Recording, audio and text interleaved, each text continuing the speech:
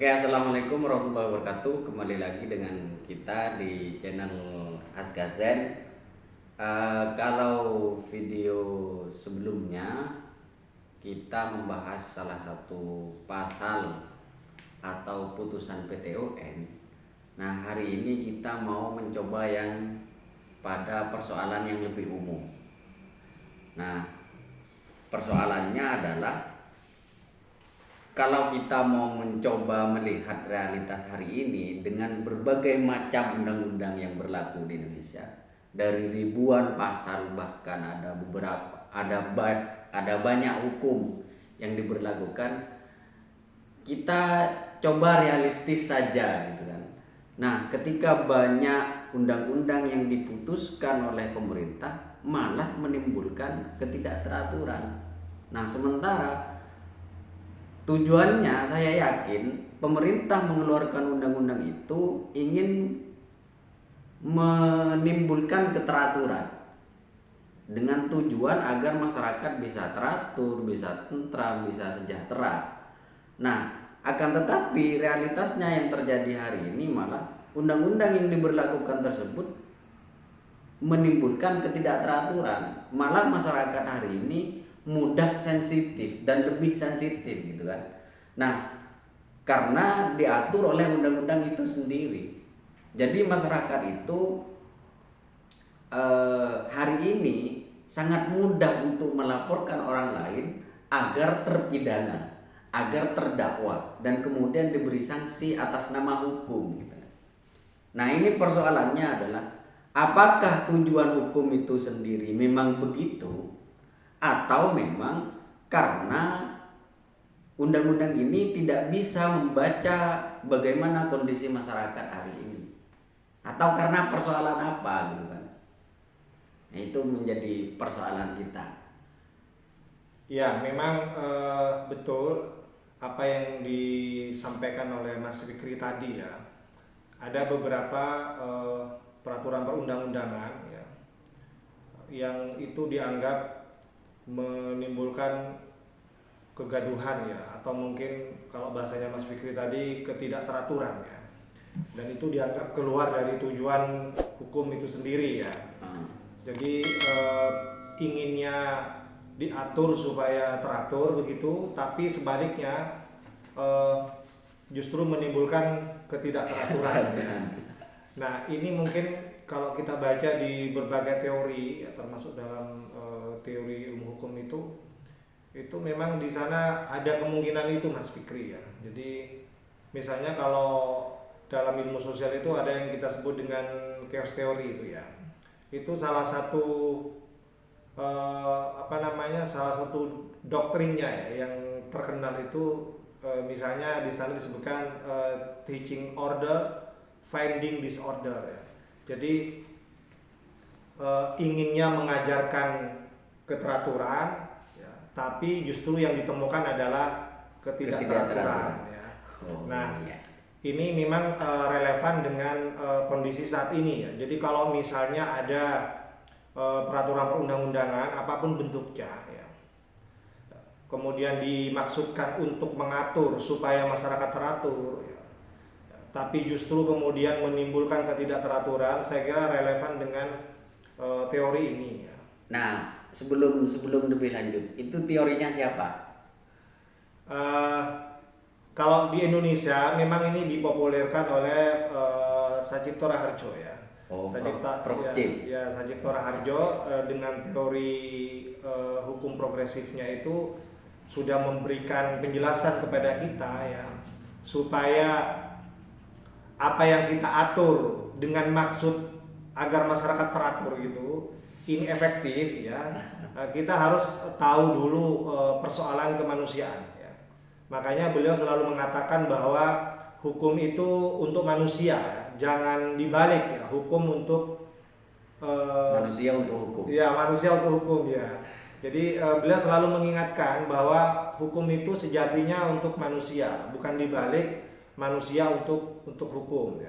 Oleh karena itu, karena hukum ini untuk manusia, maka harus memperhatikan persoalan-persoalan kemanusiaan ya. Jadi sebelum kita membentuk hukum, ada baiknya kita pahami dulu persoalan-persoalan kemanusiaan ya. Kondisi-kondisi kemanusiaan, kebutuhan-kebutuhan kemanusiaan ya. Supaya apa yang kita akan atur, apa yang akan kita bentuk dalam bentuk hukum itu ya, itu benar-benar diterima oleh dunia kemanusiaan ya, oleh masyarakat manusia gitu ya. Nah, ini penting bagi kita semua, terutama para stakeholder yang memang berwenang membentuk hukum ya, mulai dari peraturan perundang-undangan di atas sampai di bawah itu dipahami ya. Jadi sebelum kita membentuk hukum ya, dalam bentuk peraturan perundang-undangan dari Undang-Undang Dasar 45 sampai yang paling rendah ya, Perda atau bahkan masih ada di bawahnya, itu harus pahami dulu persoalan kemanusiaannya, pahami dulu persoalan masyarakatnya ya, supaya hukum yang dibentuk itu benar-benar nanti efektif diberlakukan. Karena yang mau melaksanakan ini kan manusia ya. Makanya harus nyambung dengan persoalan-persoalan kemanusiaan. Nah, kalau manusianya sudah teratur, Mas Fikri, ya kalau kita kembali ke teori di awal tadi, saya kira tidak perlu jelimet kita mengatur. Ya. Jadi kalau kita kembali ke teori tadi itu, jadi teaching order, ya, jadi inginnya mengajarkan keteraturan, finding disorder, tapi justru yang ditemukan adalah ketidakteraturan, maka konsekuensinya menurut saya, lihat dulu kondisi masyarakatnya, lihat dulu manusianya. Kalau memang sudah teratur, saya kira tidak perlu diberikan atau diberlakukan peraturan yang serumit-rumitnya. Ya. Ya, saya justru menilai akan lebih baik mereka teratur sendiri ya, daripada direkayasa untuk diatur. Ya. Justru dalam praktek itu banyak menimbulkan kalau dalam bahasanya Mas Fikri tadi sensitif ya. Iya. Ya sensitif ya. Sangat sensitif. Sangat sensitif ya. Karena mereka sudah merasa teratur ya, sudah merasa rukun, sudah merasa baik-baik saja begitu melaksanakan berbagai kegiatannya di antara mereka. Tapi kok ini tiba-tiba ada peraturan yang memang bersifat mengatur, mengikat secara umum ya. Jadi mereka akhirnya keluar, sensitivitasnya keluar ya. Ya, jadi itu yang terjadi pada hari ini Mas Fikri begitu. Ya karena kan persoalannya hari ini kan begini. Sebelum timbul atau sebelum ada peraturan tersebut, masyarakat itu tidak ada yang sesensitif hari ini gitu kan. Nah, kenapa kemudian masyarakat sangat sensitif, mudah melaporkan orang lain, mudah menghukum atas nama hukum gitu kan. Karena hanya persoalan sakit hati gitu kan. Nah, ini karena adanya undang-undang yang diberlakukan. Nah, sebelum tidak ada undang-undang yang diberlakukan ini, masyarakat ya biasa-biasa saja gitu kan. Malah lebih enak sebelum tidak adanya undang-undang tersebut gitu. Ya, jadi itu yang dilihat oleh Mas Fikri ya, tentang kondisi masyarakat kita saat ini. Kenapa begitu sangat sensitif ya merespon berbagai produk peraturan perundang-undangan ya. Makanya pesan saya tadi itu ya, kita harus melihat dulu kondisi masyarakatnya ya. Jadi masyarakat itu kalau memang sudah guyup, sudah teratur, sudah rukun, sudah tertib, saya kira kita harus menahan diri ya untuk tidak mengatur seribet-ribetnya ya, seruwet-ruwetnya gitu kan. Karena kita sudah menyaksikan mereka teratur dengan sendirinya ya. Ya. Justru kalau kita terlalu banyak mengatur kehidupan mereka, padahal mereka sudah bisa hidup teratur ya, saya kira tidak perlu dilakukan ya, sehingga tidak terjadi seperti yang disampaikan di awal tadi ya, inginnya mengajarkan keteraturan tapi justru finding disorder, justru yang ditemukan adalah ketidakteraturan gitu ya. Saya kira penting ini ya untuk menjaga sensitivitas masyarakat ya. Jadi memang itu betul ya, gejala ini nggak tahu gejala apa yang terjadi pada hari ini, tapi ini yang jelas Mas Fikri, ini tidak hanya semata-mata persoalan hukum sebenarnya kalau menurut saya ya. Karena orang taat atau tidak taat terhadap hukum itu bukan hanya semata-mata responnya terhadap hukum itu sendiri ya. Tapi ada persoalan-persoalan lain yang kadang-kadang juga mempengaruhi ya sikap masyarakat itu. Kenapa harus sensitif, kenapa tidak gitu. Salah satunya ya karena salah satunya misalnya ya, mohon maaf ya, misalnya persoalan ideologi, persoalan politik, ya, persoalan ekonomi, ya kan. itu juga kadang-kadang ikut mempengaruhi sensitivitas masyarakat dalam merespon sejumlah kebijakan termasuk peraturan perundang-undangan begitu. Ya. Semestinya mereka bisa bersikap bijak terhadap apapun yang dikeluarkan oleh pemerintah, ya, baik itu kebijakan maupun peraturan perundang-undangan. Ya. Tapi karena persoalan-persoalan yang saya sebutkan tadi, mereka akhirnya tidak bisa bijak gitu kan. Malah ego yang dikedepankan. Ya, itu yang kita khawatirkan seperti itu, Mas Fikri. Ya. Dan kemudian mungkin ini juga saran Mas Fikri, kemarin ada sedikit juga kehebohan, kegaduhan begitu ya tentang surat edaran itu ya. Mungkin ini penting juga di. Oh iya, yang lagi rame hari ini tentang TOA itu ya. Ya, jujur sebenarnya kita tidak akan membahas itu ya Mas Fikri ya, karena itu kita anggap biasa ya. Kita kalau yang sudah sering belajar hukum ya di kampus itu sebenarnya kita agak kurang mau ya masuk dalam perdebatan itu ya. Tapi saran saya memang kalau memang itu penting untuk diatur, ya, kalau memang itu penting ya untuk diatur, saya kira harus melalui kajian yang komprehensif ya, termasuk juga mengkaji tentang persoalan-persoalan yang terjadi di lapangan. Ya. Jangan menggunakan asumsi, jangan menggunakan perspektifnya sendiri, menggunakan logikanya sendiri. Ada baiknya langsung melihat kepada masyarakatnya. Apakah masyarakat butuh dengan aturan itu? Ataukah masyarakat itu sebenarnya tanpa aturan itu sudah tertib, sudah teratur gitu loh, ya. Sehingga kita tidak perlu mengatur karena memang masyarakatnya sudah tertib, sudah teratur gitu, dengan sendirinya. Ini mungkin penting ya. Jadi harus pahami dulu persoalan masyarakatnya. Apakah ini menjadi persoalan di masyarakat atau tidak? Nah, itu harus dikaji lebih komprehensif. Jangan menggunakan pendekatan satu perspektif ya, artinya perspektif kita sendiri gitu ya, sebagai pembentuk undang-undang, sebagai pembuat kebijakan gitu kan. Itu yang pertama. Kemudian yang kedua, Mas Fikri, dan kalau itu dimaksudkan untuk mengatur banyak orang, mengikat secara umum, saya kira tidak tepat juga kalau itu menggunakan surat edaran ya. Itu kajian kami di Fakultas Hukum memahami bahwa surat edaran itu tidak tepat kalau dimaksudkan untuk mengatur dan mengikat untuk umum, karena itu bukan regeling dalam istilah kita ya. Jadi itu bukan regulasi yang bisa dipakai untuk mengikat secara umum ya. Karena SE itu, surat edaran itu Mas Fikri, itu kalau kita pahami itu kan produk tata naskah dinas ya. Dan itu hanya berlaku di lingkungan dinas di mana SE itu dikeluarkan. Berarti kalau Kementerian Agama ya untuk Kementerian Agama di bawahnya. Ya, jadi itu kan sebenarnya bagian dari naskah dinas yang dipakai untuk menjelaskan apa yang menjadi kebijakan dari pimpinannya di dinas itu gitu loh. Ya, dan itu berlaku internal, tidak berlaku eksternal, mengikat untuk umum gitu. Ya namanya kan surat edaran. Ya namanya surat edaran ya. Internal. Jadi saya harapkan teman-teman di pemerintahan agar menahan diri, tidak terlalu banyak mengeluarkan surat edaran kalau itu maksudnya untuk diberlakukan mengikat untuk umum ya. Sebaiknya menggunakan produk peraturan perundang-undangan saja ya. Ya, dari kan kita tahu itu dalam hierarki peraturan perundang-undangan itu kan ya, mulai dari Undang-Undang Dasar 45, ada undang-undang, atau kalau tidak ada perpu ya kan, ada peraturan pemerintah ya kan, ada peraturan presiden ya kan, sampai kemudian ke Perda ya. Saya kira itu lebih tepat kalau itu maksudnya untuk mengatur secara umum ya, mengikat secara umum ya.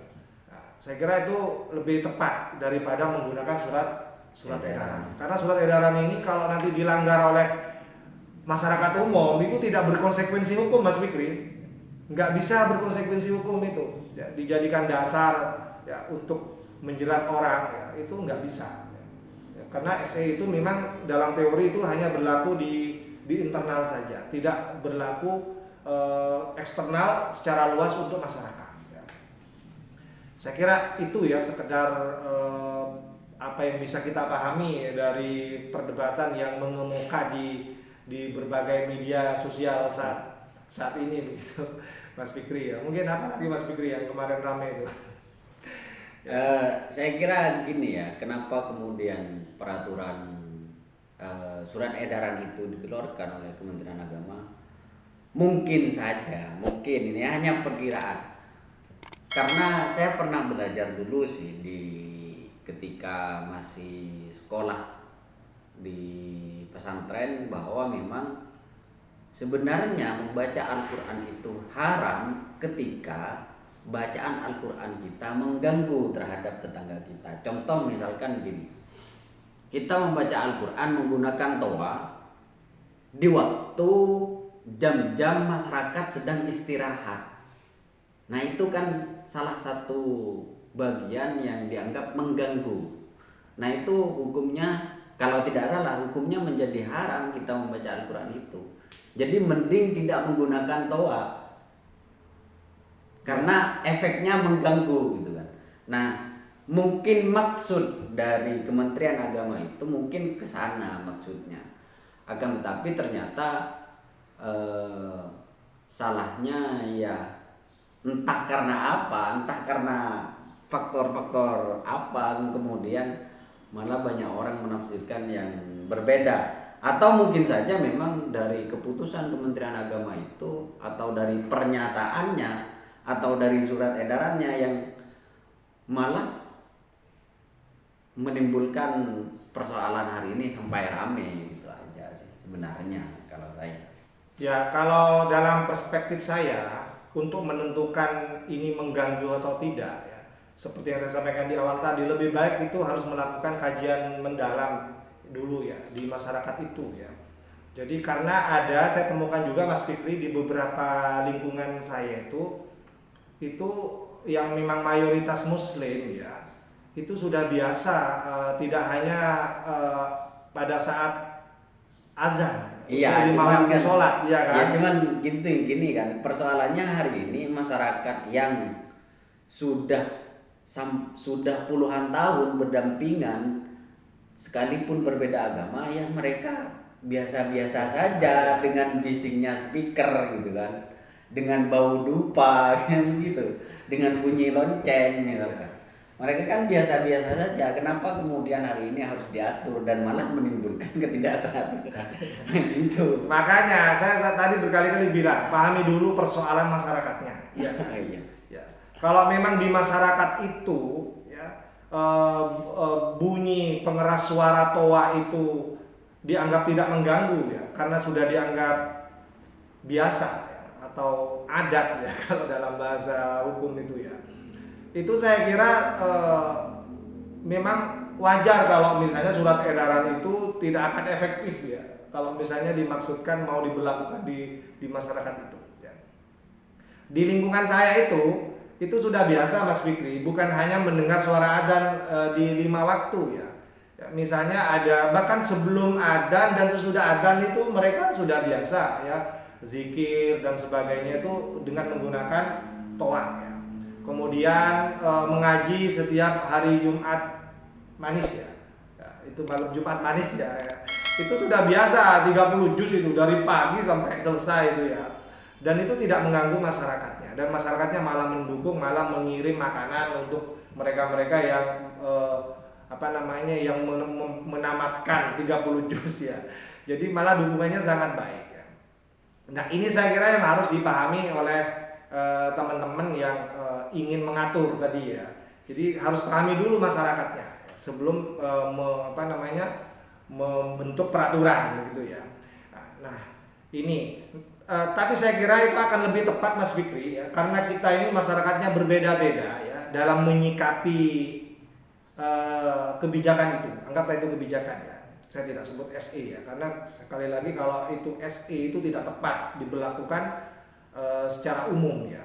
Nah, karena masyarakat kita ini berbeda-beda dalam merespon ini kebijakan ini ya, saya kira memang tidak tepat kalau menggunakan peraturan perundang-undangan yang memang sifatnya umum Mas Fikri ya. Ya, umum diberlakukan ke seluruh Indonesia itu saya kira itu kurang tepat juga. Mendingan kita menggunakan peraturan perundang-undangan yang memungkinkan bisa mengatur per daerah menurut saya. Ya, misalnya kita punya perda, ya kan. Nah kalau di Aceh misalnya yang memang mayoritas 90 sekian persen adalah muslim, ya kan. Saya kira itu lebih tepat kalau diatur dengan menggunakan perda, misalnya ya. Ya, karena memang itu cocok dan yang paling tahu persoalan masyarakat Aceh ya pasti pemerintah daerah Aceh, ya kan. Ya, biarlah pemerintah daerah Aceh yang mengeluarkan. Kalau misalkan daerahnya yang mayoritas beragama non muslim, Nah, ngapain kan menggunakan peraturan itu? Ya, itu maksud saya. Jadi kita saya kira realistis saja ya, hukum untuk manusia. Hukum untuk manusia itu maksudnya hukum itu harus dibentuk sesuai kondisi manusianya, ya kan. Kalau kondisi manusianya memang punya adat itu, ya, punya adat berzikir dengan menggunakan toa dan dianggap tidak mengganggu, saya kira berlaku itu ya, kaidah fikih yang mengatakan al-adatu muhakkam, ya kan. Adat itu, kebiasaan itu bisa menjadi sumber hukum. Makanya pemerintah daerah boleh juga ya, mengatur dengan menggunakan kebiasaan di masyarakat itu ya. Nah tapi di masyarakat lain yang memang tidak punya adat, tidak punya kebiasaan keras-keras dengan menggunakan toa ya, saya kira tidak perlu diatur, Mas Fikri ya. Saya ada juga di mana itu ya, di yang mohon maaf ya, ada teman juga cerita ini ya, di lingkungannya justru sebaliknya ya. Mereka hanya menggunakan toa pada saat adzan saja ya. Itu pun tidak terlalu keras, kadang-kadang ya hanya bisa didengar oleh lingkungan di sekitarnya saja ya. Tapi sebelum dan sesudah adzan nggak ada zikir-zikiran, nggak ada gitu kan. Nah itu mungkin kita bisa mengatur sesuai dengan kondisi masyarakat itu juga ya. Nah, jadi saya kira kita mudah lah ya, kalau memang niatnya ingin mengatur dan supaya teratur masyarakatnya ya kita sesuaikan dengan kondisi masyarakat itu ya. Saya kira itu ya, sekedar masukan-masukan persoalan toa ya. Sekedar kita ingin berkontribusi ya, artinya menawarkan ide atau gagasan atau masukan terkait hal-hal yang sedang ramai diperbincangkan oleh masyarakat, dengan harapan juga bermanfaatlah untuk masyarakat kita dan negara tercinta kita ini. Saya kira itu Mas Fikri ya. Ya, sudah panjang lebar perbincangannya, mulai dari persoalan masyarakat yang mulai sensitif hingga masuk pada persoalan toa itu. Nah, kesimpulannya kami pasrahkan kepada teman-teman. Yang penting sebelum kita tutup video pada kesempatan kali ini, tentunya kami mohon maaf yang sebesar-besarnya apabila ada perkataan yang kurang berkenan atau yang menyakiti hati dari teman-teman sekalian. Tapi ini murni kita akademik ya, karena kita ini dimaksudkan video ini kita maksudkan awalnya untuk konsumsi mahasiswa kita ya. Tapi kalau misalnya ini bermanfaat untuk masyarakat umum, saya kira tidak ada masalah ya. Karena apa yang kita pelajari di kampus ini pada akhirnya akan kembali kepada masyarakat kita, begitu Mas Fikri ya. Tapi ini murni kajian akademik ya. Kajian akademik ya, karena ini kita laksanakan di kampus. Ya. Ya, saya kira itu saja untuk kita bahas hari ini. Kita akan bertemu kembali di video-video selanjutnya dengan persoalan-persoalan hukum yang lebih menarik lagi, insya Allah. Kita akhiri. Wassalamualaikum warahmatullahi wabarakatuh.